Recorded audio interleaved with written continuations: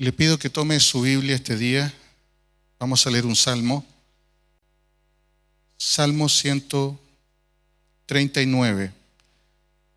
A partir del versículo 13. Y puestos en pie vamos a leer la palabra del Señor. Salmo 139, versículo 13 en adelante. Y dice así la palabra del Señor: porque tú formaste mis entrañas. Tú me hiciste en el vientre de mi madre. Te alabaré, porque formidables, maravillosas son tus obras. Estoy maravillado y mi alma lo sabe muy bien. No fue encubierto de ti mi cuerpo, bien que en oculto fui formado y entretejido en lo más profundo de la tierra. Mi embrión vieron tus ojos, y en tu libro estaban escritas todas aquellas cosas que fueron luego formadas, sin faltar una de ellas. Cuán preciosos me son, oh Dios, tus pensamientos. Cuán grande es la suma de ellos. Si los enumero, se multiplican más que la arena. Despierto y aún estoy contigo. Padre, te alabamos en este día y bendecimos tu nombre. Agradecemos la oportunidad que tenemos de estar hoy delante de ti. Y permítenos una vez más poder escuchar tu voz, tu consejo, tu palabra, que forme nuestra mente, nuestro corazón. Que tú, a través de esta palabra, bendigas, exhortes y edifiques a tu pueblo. Te lo pedimos en el nombre de Jesús. Amén y amén. Tomen asiento, hermano. Voy a usar este salmo como punto de partida para el tema que quiero tratar con ustedes el día de hoy. Es probable que usted haya escuchado en las noticias hace algunas semanas que la Corte Suprema de Estados Unidos anuló un dictamen de un caso judicial del año 1973 conocido como Roe versus Wade. El caso en cuestión se trata de una mujer llamada Norma McCorvey, que en el año 1969 quedó embarazada de su tercer hijo.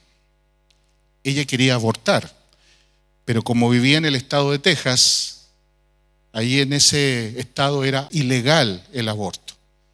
Así que después de varios litigios, el caso llegó finalmente a la Corte Suprema, donde falló a favor de la mujer, y la resolución de ese juicio permitió que el aborto fuera un derecho constitucional para cualquier mujer en todo el país. Y la decisión de la Corte permitió que el aborto fuera por cualquier razón durante el primer trimestre de embarazo. Pero el 22 de junio recién pasado, el dictamen de ese juicio quedó anulado por la Corte Suprema actual de Estados Unidos y ahora ya las mujeres no tienen el derecho al aborto en el país. Esto no significa que el aborto deje de ser una realidad en ese país, pero ya no será tan fácil. Cada estado decidirá, regulará el aborto de forma independiente. El proceso del juicio en el año 1973 fue tan largo que la señora Norma McCorvey no pudo abortar a su bebé. Llegó al final de su embarazo, tuvo una niña y ella la dio en adopción. Hay algo que tal vez usted no sepa respecto a esto, es que esta señora Norma McCorvey se convirtió al Señor posteriormente después de este juicio y luchó contra el aborto toda su vida, hasta que murió hace poco, en el año 2017. En lo que respecta a nuestro país, el texto constitucional propuesto no utiliza la palabra aborto, pero este texto permite el aborto sin ninguna restricción en nuestro país. El artículo 61, párrafo 2, dice: el Estado garantiza su ejercicio sin discriminación, con enfoque de género, inclusión y pertinencia cultural, así como el acceso a la información, educación, salud y a los servicios y prestaciones requeridos para ello, asegurando a todas las mujeres y personas con capacidad de gestar las condiciones para un embarazo, una interrupción voluntaria del embarazo, un parto y una maternidad voluntarios y protegidos. Asimismo, garantiza su ejercicio libre de violencias y de interferencias por parte de terceros, ya sean individuos o instituciones. Esto significa que de aprobarse esta Constitución, el aborto será totalmente legal, totalmente libre en nuestro país, financiado por el gobierno, y según el texto, ningún padre, ninguna madre puede oponerse a la decisión de una hija que quiere abortar. Y tampoco ninguna institución, incluyendo la iglesia, podrá aconsejar a una mujer que no aborte a su bebé.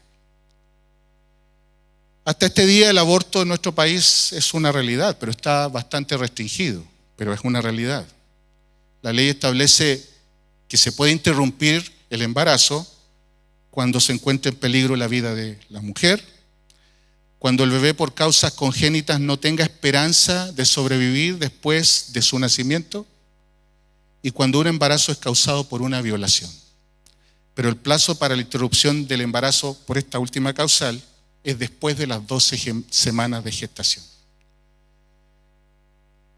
Bueno, obviamente cuando hablo del aborto no me refiero al aborto espontáneo, natural, que es cuando un bebé muere en el vientre materno sin intervención humana. El aborto del que todos hablan es interrumpir el embarazo por medio de píldoras o cirugías que matan al bebé que se está gestando en el vientre de su madre. Esto es lo que se exige como un derecho. Y los que están a favor del aborto dicen que cuando es permitido por la ley, se está haciendo un avance hacia una sociedad moderna. Como creyentes debemos saber que Dios condena el aborto. La Biblia dice que esto es un asesinato premeditado y no hay ninguna razón ni causa para no recibir a un niño o niña que Dios quiera dar. Las razones generales por las que quiero tratar este tema es que el aborto se ha transformado en un tema político. Y el aborto no es un tema político, es un tema moral. El lenguaje, la forma en que se trata hace que parezca que sea solo un tema de derechos de la mujer o de simples leyes. Pero el aborto es un pecado delante de Dios y debe ser tratado como tal. Por otro lado, es importante que usted sepa demostrar a través de la Biblia que el aborto es un pecado. Quiero que usted tenga argumentos sólidos para que usted defienda la vida. En tercer lugar, necesitamos instruir a nuestros hijos y nietos respecto a este tema. Ellos están recibiendo día tras día el mensaje que tienen el derecho de hacer con sus vidas y con sus cuerpos lo que les parezca mejor. Así que hoy vamos a ver la realidad del aborto, qué es lo que dice la Biblia respecto a esto y qué debemos hacer. En primer lugar, veamos la verdad, la realidad. El aborto siempre ha existido en el mundo. En las sociedades griegas y romanas tuvo cierta aceptación. Pero desde que el cristianismo comenzó a influir en el mundo a través del evangelio, en esas sociedades, el aborto siempre fue condenado en el mundo hasta comienzos del siglo XX. El mayor impulso a favor del aborto lo dio el movimiento feminista a partir de la década de los 20 del siglo pasado. Y este movimiento hasta el día de hoy, el movimiento feminista, es el principal promotor del aborto en el mundo. Una mujer llamada Margaret Sanger fundó en 1921 la Liga para el Control de la Natalidad en Estados Unidos, lo que hoy se conoce como el Planned Parenthood, que es una red de clínicas de aborto en todo el país. Pero esto se está transformando en un movimiento mundial. En la página web en español de este movimiento Planned Parenthood dice que cuentan actualmente con 17 millones de personas que apoyan la causa del aborto y financian sus clínicas para que el aborto continúe. Sin duda, hermanos, el aborto es un gran negocio. Los ingresos de la industria del aborto solo en Estados Unidos en el año 2021 fueron de 3.700 millones de dólares. Las estadísticas que les voy a mencionar son proporcionadas directamente por movimientos a favor del aborto. Están actualizadas. Cada año ocurren 73 millones de abortos en el mundo. Esto es como eliminar la población de Chile, Perú y Bolivia cada año, la población total. Consideremos, hermanos, que hasta la fecha, en estos años, solo han muerto por COVID 6 millones de personas más o menos en el mundo. Si lo promediamos, un niño es asesinado en el vientre de su madre cada 2 segundos. Cuando pensamos en estas cifras, debemos considerar cuán paciente está siendo Dios con esta generación. Aún hay misericordia antes de su justo juicio. Según estas estadísticas de las mujeres que se hacen un aborto, el 57% son mujeres de alrededor de 20 años. El 31% son mujeres de alrededor de 30 años. El 9% son adolescentes y solo el 3% son mujeres de alrededor de 40 años. De todas ellas, el 85% son mujeres solteras. El 74% dice que aborta porque tener un bebé interrumpe con su futuro, interrumpe con sus estudios universitarios. El 73% dice que lo hace por razones económicas, porque está sola, no puede mantener un bebé. Casi el 50% dice que el embarazo le está trayendo serias dificultades con su pareja actual.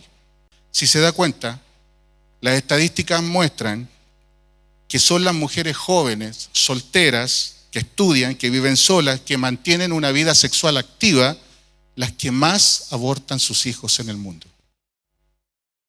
Las estadísticas revelan que la gente quiere tener la opción del aborto para mantener su libertad sexual. Su demanda de estos derechos es básicamente la promiscuidad. Y la triste consecuencia para mantener la promiscuidad es matar a los bebés que resulten de su estilo de vida. Por supuesto, también hay otras razones, pero esto que estoy diciendo es prácticamente lo principal. Hay varios argumentos que se dan para defender al aborto. Me voy a referir solamente a dos. Los movimientos a favor del aborto dicen que el bebé dentro del útero materno no es una persona viable. Tanto políticos como grupos feministas, en vez de hablar de un niño, una persona o un ser humano, hablan en términos de algo que parece que no es tan humano. Dicen que lo que hay dentro de la mujer es un feto, un organismo, una entidad celular, un tejido orgánico, un embrión. Quieren mostrar que el aborto es como si la mujer tuviera que hacerse una extirpación del apéndice, o como si tuviera que hacerse una cirugía ambulatoria menor. La valoración que se le dé al ser en el vientre materno determinará cuál es la actitud que la persona tiene hacia el aborto. Históricamente, a los hombres les ha sido más fácil matar, incluso justificar el genocidio diciendo que lo que están matando es algo inferior a un ser humano. Ese fue el argumento para esclavizar a los africanos en los siglos XVIII y XIX. Ese fue el argumento de Hitler en la Segunda Guerra Mundial para matar a los judíos. Y los debates que se hacen hoy no es negar que el bebé dentro de su madre es una vida biológica, sino que buscan catalogarlo como una vida sin personalidad. Es como una cosa viva, pero no necesariamente una persona. Los movimientos a favor del aborto dicen que la mujer tiene derechos sobre su propio cuerpo. Y aunque existen derechos, los derechos de una persona terminan cuando aplasta los derechos de otra persona. Y el bebé dentro del vientre materno es otra persona, solo que es una persona que no puede defenderse por sí misma. Y desde el punto de vista de la ciencia de la embriología, la fecundación es el punto de partida de la historia de cada individuo en este mundo. Margaret Sanger, la que mencioné hace un rato, dijo: ninguna mujer puede llamarse libre si no tiene control sobre su propio cuerpo. Y ese lenguaje se ha convertido en el lema del aborto hasta el día de hoy. Mi cuerpo, mi decisión. Pero la decisión que se toma no es por el propio cuerpo, sino por el cuerpo de otra persona que ha sido hecha a imagen de Dios. Sin embargo, el eslogan repetitivo desensibiliza la conciencia. El eslogan se repite una y otra vez a través de los medios con ese fin. Incluso se les enseña a los niños. En la película Red, una película para niños de Pixar, siembra ese lema en el corazón de las niñas. La película trata de una niña de 13 años que está pasando por la etapa de la pubertad y cuando sus emociones se alteran se convierte en un panda gigante. La película tiene la tendencia a ser divertida, pero al final el mensaje que da es que hay que abrazar lo que uno es, aún lo malo que uno es, y que nadie debe detenerlo. Al final de la película, cuando la protagonista se prepara para salir con sus amigos, habiendo ya decidido abrazar esa parte oculta de ella, su madre la reprende porque está a punto de salir en público mostrando su vida de panda, y la niña le responde de esta manera: mi panda, mi decisión. Aunque la película no trata del aborto, valida el eslogan favorito de los activistas a favor del aborto, dejando también la idea de que una niña de 13 años puede hacer lo que quiera con su cuerpo, es su decisión. Y el padre y la madre no pueden impedir lo que ella quiera hacer. A todo esto debo añadir que las técnicas que se usan para el aborto son, por menos decir, hermanos, brutales, crueles, violentas. No voy a dar los detalles, pero la técnica más usada es una píldora abortiva llamada RU486, que destruye el sistema de apoyo que tiene el bebé en la placenta de su madre. Pero antes de administrar el medicamento, la píldora, se le inyecta un fármaco al bebé para detener el corazón. La segunda técnica es inyectar una solución salina en el útero que termina al final quemando al bebé. Y la tercera son los procedimientos quirúrgicos que destruyen al bebé y luego lo quitan con aparatos de succión. Un prominente pastor y pensador cristiano dijo: cualquier sociedad que tolera estas cosas, y peor aún, las favorece mediante la legislación, ha dejado de ser civilizada. Sin embargo, hermanos, antes de culpar a las personas, al gobierno, a los políticos, no debemos olvidar que el principal gestor de esta destrucción es Satanás. Él es el que impulsa, él es el que promueve, es el que dirige los movimientos de personas que no tienen ningún temor del Señor. Y Satanás siempre ha promovido la muerte y el exterminio de niños inocentes. Lo podemos ver en las Escrituras. Por ejemplo, en Egipto, en la época del nacimiento de Moisés, por decreto del gobierno, usted sabe, se ordenó matar a todos los niños recién nacidos.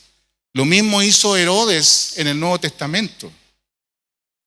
Pero una de las cosas más horrendas de la historia de Israel es lo que vemos cuando ellos comenzaron a practicar la idolatría de los pueblos vecinos de Canaán.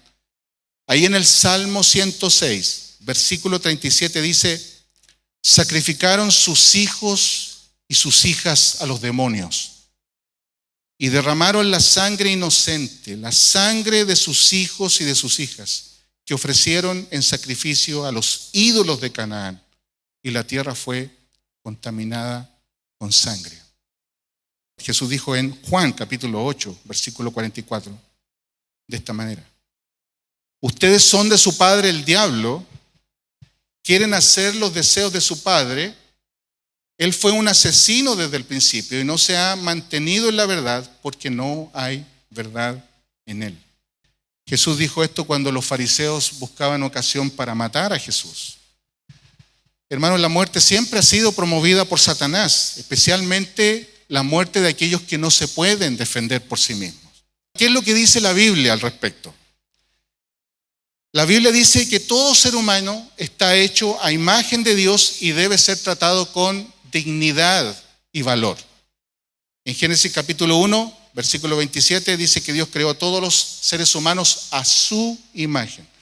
Esto quiere decir que el ser humano es una creación distinta a cualquier otra forma de creación. Cada ser humano es único.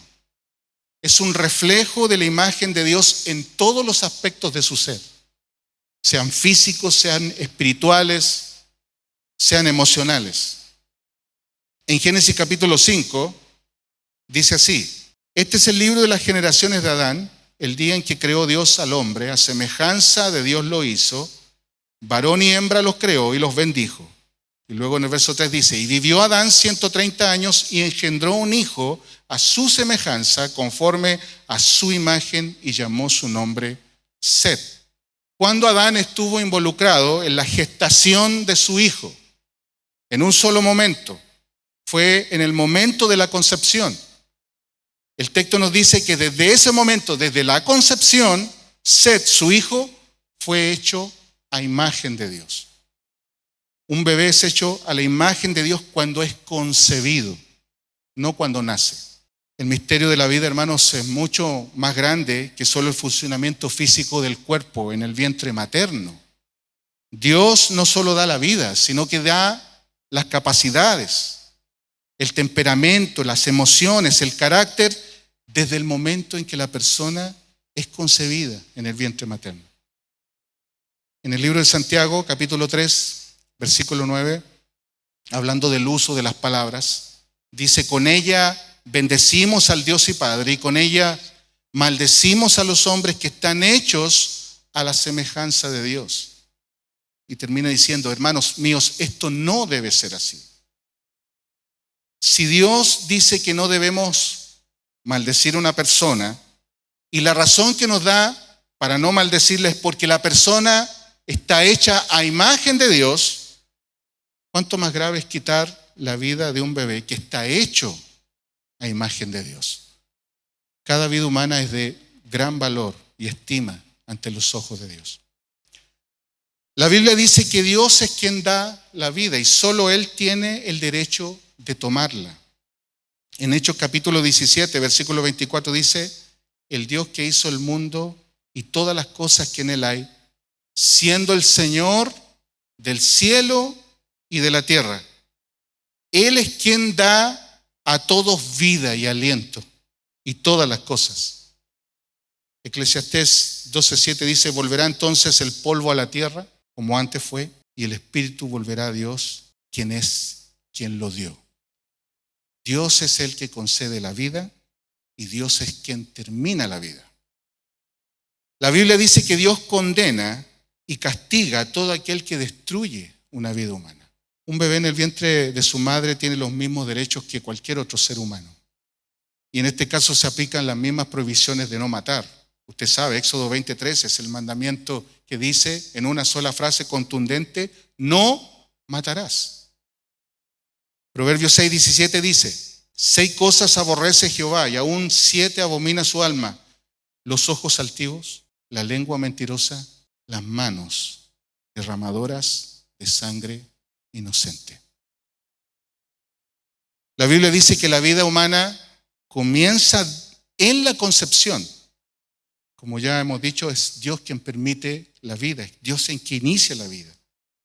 En Ruth capítulo 4 versículo 13 dice: Booz pues tomó a Ruth y ella fue su mujer y se llegó a ella, y Jehová le dio que concibiese y diese a luz un hijo. En Génesis 4:1 dice: conoció Adán a su mujer Eva, la cual concibió y dio a luz a Caín. Y es interesante que siempre en la Biblia aparece esta frase: primero concibió y luego dio a luz, indicando que la vida comenzó el día en que ese hijo fue concebido. En el Salmo 51:5 dice: he aquí que en maldad he sido formado y en pecado me concibió mi madre. En otra versión, en la Nueva Versión Internacional, dice: yo sé que soy malo de nacimiento, pecador me concibió mi madre. Y David entiende una verdad muy clara, y es una verdad universal, que todos los seres humanos son culpables de pecado, no de cuando nacen, sino de cuando son concebidos. Allí se manifiesta la necesidad de la salvación.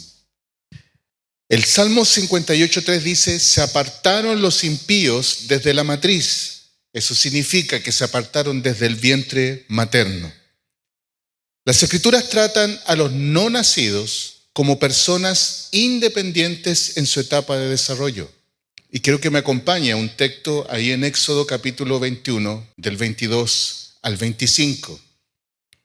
Y dice así: si algunos riñeren e hirieren a una mujer embarazada y ésta abortare, pero sin haber muerte, serán penados conforme a lo que les impusiera el marido de la mujer y juzgaren los jueces. Mas si hubiere muerte, entonces pagarás vida por vida, ojo por ojo, diente por diente, mano por mano, pie por pie, quemadura por quemadura, herida por herida, golpe por golpe. El verso 22 se explica mejor en otra traducción y dice así: supongamos que dos hombres pelean y durante la lucha golpean accidentalmente a una mujer embarazada y ella da a luz antes de término. Es decir, si una mujer embarazada es dañada en una pelea y tiene un parto prematuro, y si ambos, tanto la madre como el bebé, no tienen ningún daño, el marido tenía el derecho de exigir una compensación económica por el trauma que sufrió su esposa y su bebé. Esto quiere decir que ambos, tanto el bebé aún no nacido como la madre, tienen igual valor ante la ley y obviamente ante los ojos de Dios. Pero el verso 23, fíjese lo que dice: mas si hubiere muerte, entonces pagarás vida por vida. Cuando habla de muerte, no está hablando de la muerte de la madre, sino de la muerte del bebé que aún no nace. Si el bebé muere, ya sea en el vientre materno o por el parto prematuro, el culpable es condenado a la pena capital por la muerte de ese bebé. Esta ley nos muestra que Dios valora y protege al niño que aún no ha nacido. También debía pagar por cualquier daño ocasionado por la violencia de la situación. Vistas todas estas cosas, hermanos, veamos algunas verdades del Salmo 139. Como usted ya sabe, este salmo comienza exaltando la gloriosa omnisciencia y omnipresencia de Dios. Pero en un punto, David comienza a reflexionar en su propia vida y da gracias a Dios por haber nacido y por la forma en que el Señor lo creó en el vientre materno. El verso 13 dice: porque tú formaste mis entrañas, tú me hiciste en el vientre de mi madre. Y en el verso 15 dice: fui entretejido en lo más profundo de la tierra. Y se emplean unas metáforas bien particulares para ilustrar la obra creativa de Dios. Se muestra a Dios como un alfarero, un experto alfarero que está formando al ser humano dentro del vientre de su madre. Este mismo pensamiento se repite en el libro de Job, en el capítulo 10, verso 8, donde dice: tus manos me hicieron y me formaron. Y la otra figura que se emplea es que Dios es como un hábil tejedor que va confeccionando al bebé dentro del vientre materno. En el verso 15 dice: ¿no fue encubierto de ti mi cuerpo, bien que en oculto fui formado y entretejido en lo más profundo de la tierra? David se está refiriendo al misterio de la formación de una vida dentro del vientre materno. Por supuesto, él no tiene las capacidades técnicas o tecnológicas que tenemos nosotros el día de hoy. Para él es un misterio de cómo una vida se forma en el vientre materno. Nosotros lo podemos percibir ahora porque tenemos estas máquinas de ecografía, de ultrasonido, en donde podemos ver lo que está sucediendo dentro del vientre materno. Y como usted sabe, cada ser humano comienza con una célula, y en esa célula tiene todo el código genético de cómo vamos a ser nosotros, de cómo va a ser cada ser humano. Ahí están todos la información de sus rasgos físicos, del color de sus ojos, del color de su piel, del color de su pelo. E incluso están los rasgos de su temperamento, de cómo usted va a ser, cuál va a ser su carácter. A las 3 semanas de la gestación, el corazón del bebé comienza a latir y comienza a bombear su propia sangre, no la sangre de la madre. A la 4ª semana, aunque el bebé todavía mide alrededor de 1 centímetro, ya se distinguen la cabeza, el cuerpo, la boca, las orejas y los ojos. A las 6 o 7 semanas se detecta el funcionamiento cerebral. A las 9 semanas ya tiene huellas dactilares y se puede determinar cuál es el sexo del bebé. Al final de las 12 semanas el bebé está totalmente formado y todos sus órganos de su cuerpo, todos los órganos internos del cuerpo ya están funcionando, aunque el bebé mide solo unos 6 centímetros. Ya cambia de posición, responde al dolor, responde al sonido, responde a la luz, es como un bebé en miniatura. Por lo general es en esa etapa donde se hacen los abortos. Desde ahí el bebé solo aumenta de tamaño hasta el día de su nacimiento. Realmente podemos decir junto con David que formidable y maravillosa es la obra de Dios. El verso 16 dice: mi embrión vieron tus ojos, y en tu libro estaban escritas todas aquellas cosas que luego fueron formadas sin faltar una de ellas. O como dice otra versión, me viste antes que naciera. Cada día de mi vida estaba registrado en tu libro. Cada momento fue diseñado antes de que un solo día pasara. David mira hacia atrás su vida y observa cómo el Señor le permitió la vida y de cómo el Señor ha dirigido su vida.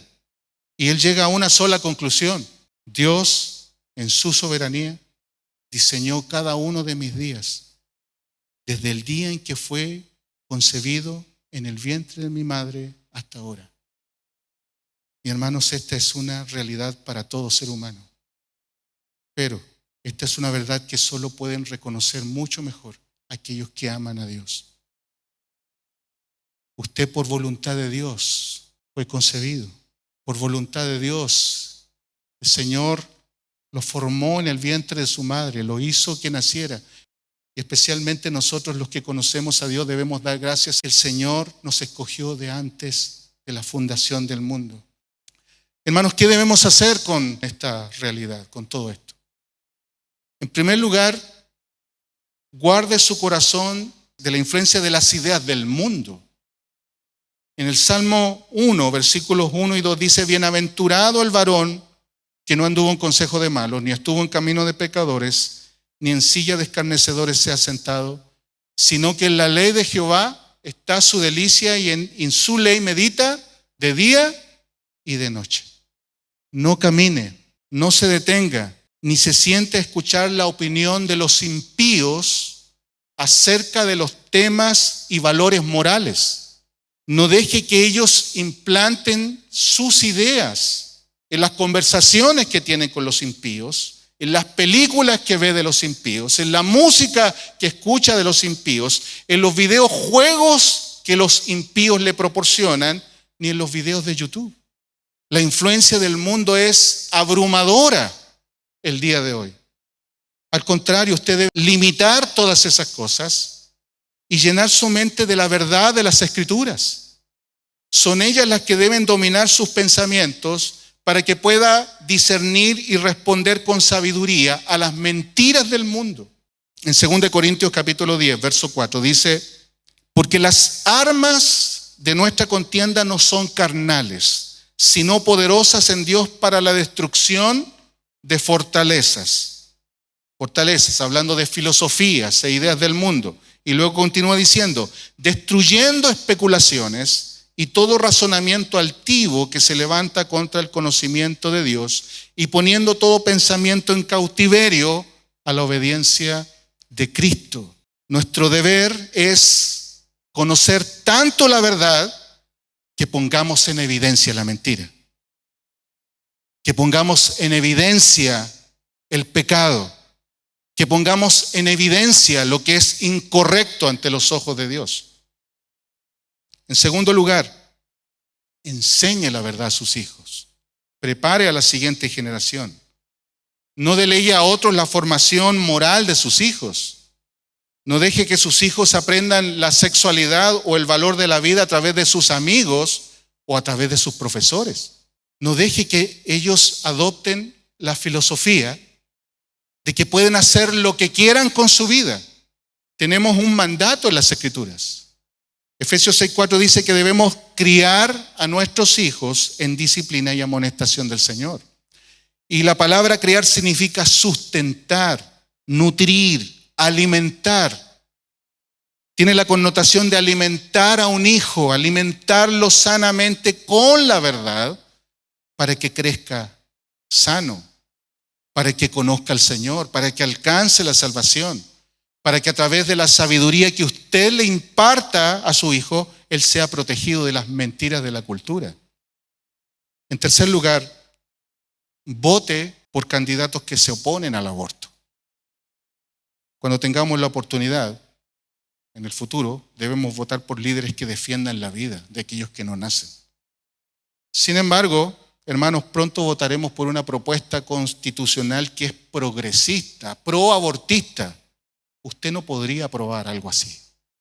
Ningún creyente podría hacerlo. Así que use el derecho de ciudadanía que Dios le ha dado para defender la vida. En cuarto lugar, hermano, ore por su nación. Ore por sus líderes.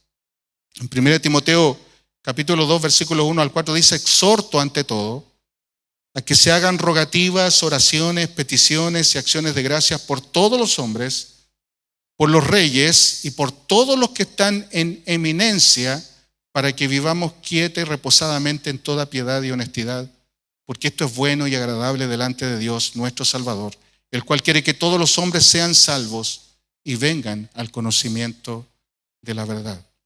El texto nos manda a orar por nuestras autoridades. Independiente de la opinión que usted tenga de este gobierno, usted debe orar por el presidente.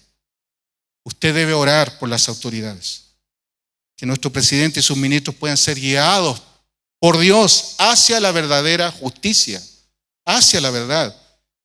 Ore para que ellos teman a Dios, porque ellos van a ser juzgados por las decisiones que tomen. Pero principalmente usted debe orar para que ellos tengan luz y conozcan al Salvador. Que Dios tenga misericordia de nuestras autoridades, hermanos. En quinto lugar, defienda la vida.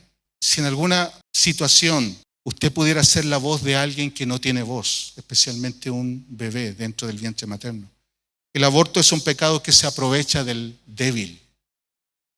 En el Salmo 82:3 dice: defended al débil y al huérfano, haced justicia al afligido y al menesteroso, librad al afligido y al necesitado, libradlo de la mano de los impíos. ¿Cómo puede hacer esto con todo lo que ya le he dicho? Guarde su corazón de las influencias del mundo, enseñe a sus hijos, instruya a sus hijos, ore por su nación, ore por el país, ore por las autoridades, pero quisiera ampliar un poco más. Usted, especialmente las madres, tienen la oportunidad de formar en sus hijas a las próximas madres, que ellas sepan exactamente lo que significa ser una mamá. Y enséñele a sus hijos el valor de la pureza, el valor de saber esperar hasta el matrimonio, el valor de tener una vida íntegra delante de los ojos de Dios, porque Dios bendice al íntegro. Dios derrama bendiciones sobre el corazón puro. Pero aún todavía quiero ampliarlo más. Ahí en Tito 2:2 dice que las mujeres mayores deben enseñar a las mujeres jóvenes a amar a sus maridos y amar a sus hijos. Las mujeres jóvenes de esta generación necesitan la sabiduría de mujeres mayores. Necesitan ser formadas con la verdad. Necesitan saber qué es una verdadera mujer. Que no se conformen al feminismo, sino que se conformen a la verdad de Dios. Y desde allí edificar una vida. Para que las hijas puedan llegar a ser madres si Dios lo permite. Ahora en Estados Unidos, desde que se permitió el aborto en 1973, se han hecho 63 millones de abortos. Aunque la cifra es altísima, se han evitado muchos abortos debido a la asesoría de cientos de ministerios cristianos que nacieron cuando el aborto fue permitido en Estados Unidos. Cientos de ministerios compuestos por abogados, pediatras, médicos, enfermeras, cristianos que asesoran a aquellas mujeres que están planificando tener un aborto. Y ellos las han ayudado a que aprendan a amar al fruto de su vientre, a su hijo. Solo en un centro de ayuda para el embarazo, el 61% de las mujeres que han entrado ahí han desistido del aborto solo porque las han asesorado, las han ayudado. Les invitan a ver a su bebé en una máquina de ultrasonido, les explican el valor de la vida. Las mujeres jóvenes, las señoritas lloran. se arrepienten de sus pecados. Muchas de ellas llegan a encontrar al Salvador de sus vidas. Oremos para que el Señor levante ministerios así dentro de nuestro país. Y por último, proclame el evangelio del perdón y la gracia de Dios. El texto de 2 Timoteo dice que Dios quiere que todos los hombres sean salvos y vengan al conocimiento de la verdad. Los problemas morales de nuestro país, los problemas morales de las personas en nuestro país, solo pueden ser superados cuando ellos conocen la gracia transformadora, la gracia que viene a través de la cruz. Y debemos recordar que Jesús se hizo un ser humano para identificarse con nosotros, para identificarse con la humanidad. ¿Y cómo lo hizo? Vino al mundo como un bebé en el vientre de su madre María. Y Él ofreció su vida perfecta por amor a usted. Él pagó el precio por nosotros. Para todo aquel que cree en Él y se rinde a Él, recibe el perdón y la transformación a través del nuevo nacimiento. Hermanos, el evangelio es la única esperanza para este mundo que se acerca más y más al juicio final. Tenemos una gran oportunidad en este tiempo. Utilícela, hable a favor de la vida y predique el evangelio del perdón de Dios.